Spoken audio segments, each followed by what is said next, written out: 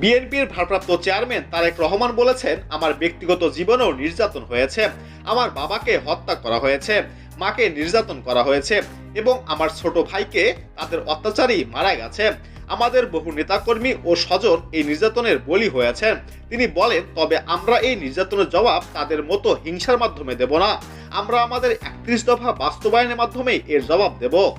তারেক রহমান এই বক্তব্য দেন দলের একটি অনলাইন সভায়, যেখানে তিনি জাতীয় রাজনীতিতে গণতন্ত্রপূর্ণ প্রতিষ্ঠার জন্য দলের ৩১ দফার গুরুত্ব তুলে ধরেন।